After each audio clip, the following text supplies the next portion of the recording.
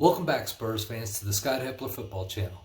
Today we're doing our match preview ponderings of the West Ham versus Tottenham game coming up on the 21st of February. There is a lot to unpack here. Must-win game. So we're going to get right into it. Also, I guess we're not getting right into it. Be sure to like the video, subscribe, make some comments, subscribe to the channel. Appreciate it. But let's get right into it. So this is definitely a must-win. If we have any inclination of fighting for Europa League next year, I'm talking about that 5th spot. I personally don't think even if we win this game, we can challenge for that top 4. I think about the best we can do with a must-win here is challenge for that top 5 still. It's still potentially doable. So the teams above us right now, we're sitting in 9th, but there's Aston Villa, Everton, Liverpool, and West Ham in the order up to 5th place. Aston Villa's 36 points, Everton's 37, Liverpool's at 40, and West Ham's at 42. So the thing about Aston Villa and Everton, they each have at least a game in hand on everyone above them, including us. Or, well, except for Everton. Everton and us have the same amount. But Aston Villa has 2 games in hand on everyone above them. So they have a great potential to go ahead and push into that 5th or 4th spot. Everton's in front of us in points. So they kind of have the advantage on us. So we're really coming from a very difficult place, even if we win this match, to continue to push for that 5th spot. But if we don't have this match against West Ham as a win, we're not going to be able to challenge for top 5. Like I said, top 4 I think is out. I think a tie keeps it kind of reasonably close, but with everything everyone else may do, it's going to make it very difficult even with the tie. So that's why this is a must-win. So in the last 5 Premier League matches, Spurs have not done so well. Only won 1, lost 4. So within the last 10 matches, Spurs have collected 11 out of 30 points. Not a very good run of games for us at all. In that time span too, we've had 11 goals scored for us and then 13 scored against us. So we're definitely out of balance in the goal differential area. We're not putting in the goals like we were earlier in the season. We're definitely not stopping the goals like we were. And then within that 10-match frame too, we've only had 1 shutout. So the likelihood that we actually stop goals is pretty limited. On the other hand, West Ham, in their last 5 Premier League matches, they've gone 2 wins, 2 draws, and 1 loss. So they're collecting points. And so they've collected 21 out of 30 points in the last 10 matches. So they're at least getting 66% of the points that are available, roughly. And as far as goals, they've scored 16 goals, and they've given up 9 in their last 10 matches. So they're doing a good job on putting the ball in the back of the net and also not allowing the opponents to score. And also in that time frame, they've pitched 5 shutouts. Wow, that's pretty good. You know, if every other game is a shutout, you've got a chance to either win or come away with at least a point. So that's why they're doing so well. So right now, as I said, Spurs are sitting in 9th. West Ham's in 5th. We have 36 points with the goal differential at 12. They have 42 points with the goal differential at 9. Now, something to kind of take note of is they're the only top 5 team right now, in the top 5, that has single-digit goal differentials. Every other team has double digits by a good little margin. So there is opportunity there potentially, I would see there. And as far as our injuries this game, still have Lo Celso out. They're still saying 3 to 4 weeks. And they've been saying that for 2 or 3 weeks. So whatever's going on with him, they've got to get it fixed. We definitely need him in this lineup on a regular basis. Aurier's out. they're talking about to the end of the month for him, so that eliminates one of our outside back options, which is already thin.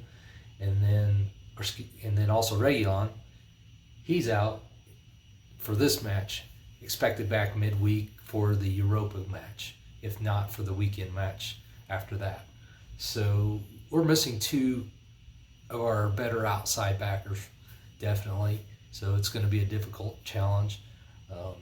Something that typically West Ham has done in their matches is if they have Antonio up top, they're running a 4-2-3-1. Otherwise, they're more in a defensive type of setup where they'll run something like a 3-5, 1-1 or 3-5-2 or something of that nature. They really, without Antonio up top, they're going to really pack that defense in. And they also, in most of their matches, in the last 10 matches or so, I went back and looked, they don't typically maintain possession of the ball most of the time. They're somewhere around that 45, low 40s to mid 40s percentage in possession. So they're okay not having the ball, and they like to go on that counterattack and then take advantage of the opportunities that the other team gives them. They can rack up shots. There was one game that they had 20 shots, and 10 of them were on goal in the last 10 matches. So it's just because they sit back and they kind of don't care if they have the ball most of the time, doesn't mean they're not going to be coming at us and attacking us. They do present an attacking presence against really any team that they've been playing against lately. And in the last 10 matches, they've only lost one in the Premier League. So they're really rocking it. So definitely a big challenging match for us. I think it's going to be key for our midfield. I think we definitely have to have Højbjerg and Domblé and whoever Josie's going to be putting in that other midfield position, and whether we're going to be able to be effective in not just stopping them, but also moving forward and attacking. Because, as I said, they're going to run a 4-2-3-1 or with Antonio up top, or they're going to run a 3-5-1-1 or 3-5-2. And so they're really going to make that midfield compact and difficult. And so something I've seen in a number of our games lately is we keep pinching in. A lot of our attacks become very funnel-like and narrowed. We've got to maintain width because they're going to pack that midfield. And if we're just pinching in, it makes it so easy on them to mark every man that's attacking. So we definitely have to maintain our width. There's a lot of speculation as to who's going to play as far as the backs. I think Davies definitely going to play. He's got to play because he's the only one we got that's consistent and that regularly plays. And then it's going to be our central defensive backs. What combination do we need? I feel that it's imperative that we have a strong aerial presence because that's something that West Ham is very good at, is being strong in the air. And that's what got us in the end of our last match against them back in October. And we were up 3-0 in the first 16 minutes. We were flying high, going to town, thinking, all right, this is great. We're going to get 3 here and then move on. And we've got a great start to the season because that was early in the season. And then in the last 10 minutes, we give up 3 goals. Of course, set piece goals, corners, things, we just came apart at the seams, definitely at the last 10 minutes. So we're going to have to provide energy throughout the entire game here too. Because another thing I see in a lot of our matches is we'll press hard the first 2 to 5 minutes, maybe up into 7 minutes. After that, we get roll. Let's just kind of relax and sit back and we'll take whatever they give us. But usually in those first 2 or 3 or 5 minutes, we have pretty decent opportunities, pretty good opportunities on goal, or we actually score a goal. So if we can maintain that for a longer period and maybe jump on them quick and not allow them to be so reserved and set back, that gives us our best opportunity, I think, to win. And it also opens up the field for us for more counterattacks if we decide, okay, we've got 1 or 2 goals here, prefer 2. I mean, I don't want to sit back with 1, definitely. We've seen how that works before. But I feel like that if we get out strong, maybe get a goal or 2 up, that's going to loosen them up too and allow us more opportunities with Song running in behind and Kane and whoever else we have out there on the front. I think this is going to be a match that's going to come down to can we actually finish? Because we've had issues with finishing opportunities too. So, you know, it's definitely a match we have to win. We need to have our strongest, best players out there for this entire match. And there's just, honestly, with our run of play, I'm not sure what we're going to get out of this. But let me ponder this to you all. Ponder upon this. If the Spurs do not win against West Ham tomorrow, do you think we still have a chance at top 5? And when I say top 5, I'm really talking about that 5th spot, because in my opinion, anything above that's out of question. And then if we're not in the race for the top 5, we're getting that 5th spot, are we even good enough or have the ability to win the Carabao Cup or Europa League? Because some of these same teams that are above us are in the Europa League, and we're going to have to play against them eventually, likely. So, big question there.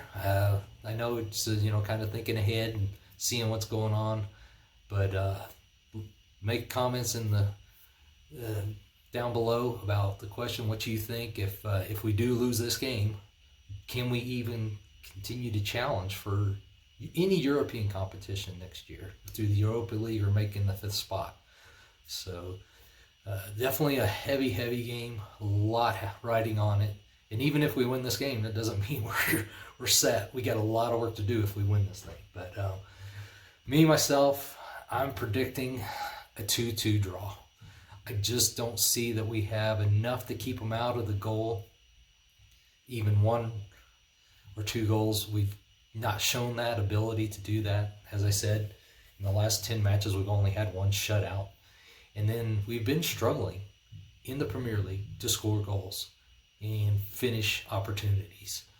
And so I just don't think we're where we need to be to get the win here. I think West Ham's playing good. They have most of their players, a lot of their strong starting players available for this match, and they've just been playing good over the last 10 games. And maybe this is the game that we get them, but I just don't see it. I think we're going to be 2-2. I think it's going to be a draw tomorrow, unfortunately, and that's going to put us in a very bad spot. The one thing it will do, if that happens and we're in a point where we can't even make the 5th spot, throw everything at Europa, I guess, is what we need to do, because we're safe from relegation. So, but those are my thoughts. If you like the video, hit the like button. Let me hear your comments, what you all think. I know there's a lot there. I threw a lot of stats and things at you real quick, but I don't want to make this video too long because I've got a prediction video for the lineups coming up here later. And but let me know what you all think. Hit the like button and subscribe if you haven't. Appreciate you supporting the channel. And we'll watch the game tomorrow. Hope we get the win. Continue to see if we can just have a little more faith in the rest of the season. Otherwise, we'll see what we can do in Europa. Y'all have a good one. We'll talk to you later.